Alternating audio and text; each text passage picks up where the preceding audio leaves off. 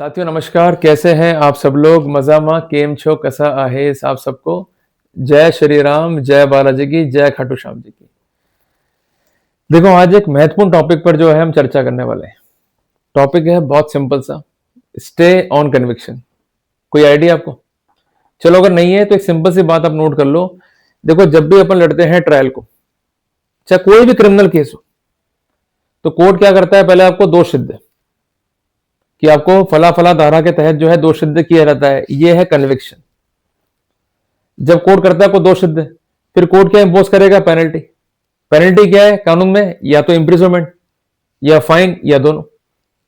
तो कोर्ट लिखता है फैसले में कि इस कंसर्न व्यक्ति को पनिशमेंट देते हैं हम 3 साल का या 4 साल का या 5 साल का, यह है सेंटेंस। जब भी हम अपील दाखिल करते हैं, खासकर पहली अपील, तो अपील क्या है आपका? Matter of right.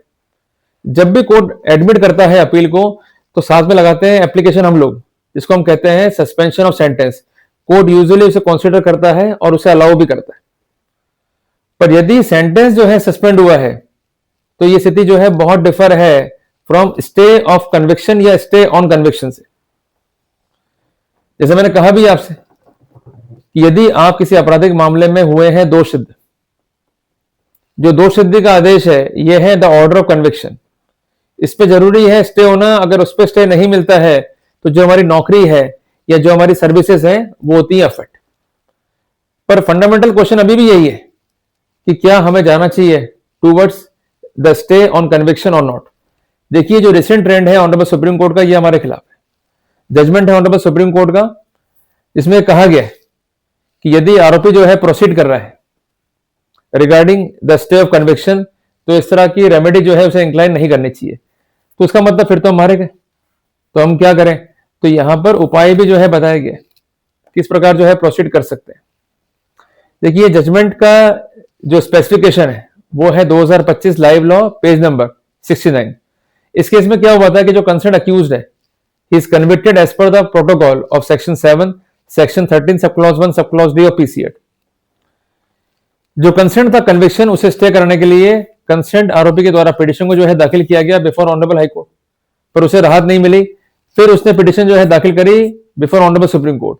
2 इंपॉर्टेंट फैसले जो है कोर्ट किए ऑनरेबल सुप्रीम कोर्ट ने। एक तो है 2001 वॉल्यूम 6 एससीसी पेज नंबर 584, दूसरा है 2008 वॉल्यूम 8 एससीसी पेज नंबर 549।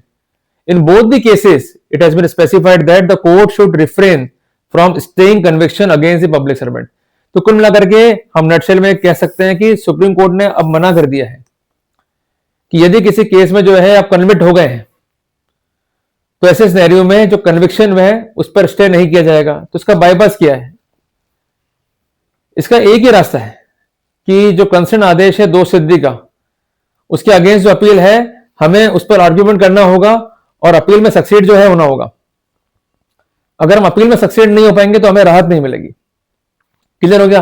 और कई बार क्वेरी ये भी आती है कि जो एक्विटल है उसका नेचर क्या होगा, whether it must be the honourable acquittal और the acquittal beyond the reasonable doubt.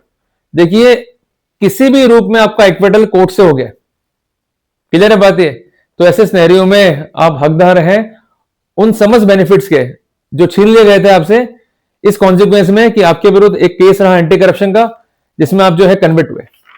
तो कुल मिलाकर के नटशेल में हम ये बात कह सकते हैं कि we have to apply for the earlier disposal of the appeal. अगर अपील जो है डिस्पोजल होती है और फैसला जो है हमारे पक्ष में आता है, and ultimately we are acquitted, in that scenario we could have the benefit of all the things जो हमसे छीन ली गई थी, क्योंकि हम एक एंटी करप्शन केस में जो है मुलजिम बने और अल्टीमेटली जो है कन्विक्ट हुए। क्लियर हो गया अपने को? तो कुल मिलाकर के हमें सिर्फ एक ही पैरामीटर पर जोर देना है, वो है एक्विटल। तो कुल मिलाकर के यदि आप जाना चाहते हैं regarding the stay on conviction, तो ये अवॉइड करिए, क्योंकि अगर आप जाते हैं तो आपको राहत नहीं मिलेगी। और जो जजमेंट सुप्रीम कोर्ट के ये हमारे खिलाफ है, पीपी इन जजमेंट्स को जो है कोर्ट करेगा, तो निश्चित तौर पे हमें बहुत दिक्कतें जो है आने वाली हैं। तो हमें सिर्फ एक ही जोर देना है एक्विटल पे, इसके अलावा हमें ये अर्जी जो है मूव नहीं करनी है। तो मैंने प्रैक्टिकल वे में टॉपिक जो है क्लियर कर दिया, आपको समझा दिया। अब सब कुछ निर्भर आपके ऊपर है कि अभी भी आप जाना चाह रहे हो या नहीं जाना चाह रहे हो।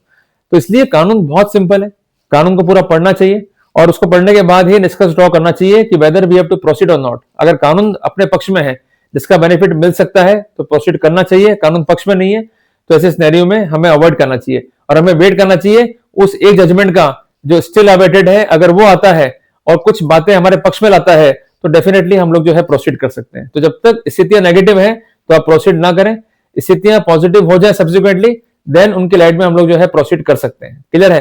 पर सब कुछ डिपेंड है कि लॉ की पोजीशन क्या है जब हम लोग जो है मूव कर रहे हैं। लॉ खिलाफ है, अवॉइड, लॉ पक्ष में है, मूव कीजिए। क्लियर है? तो कुल मिला करके सारा का सारा जोर जो है वो लॉ पॉइंट्स पे है, तो लॉ पॉइंट पे बेसिस करते हुए हमें जो है आगे बढ़ना है। जल्दी मिलेंगे एक नए अध्याय के साथ।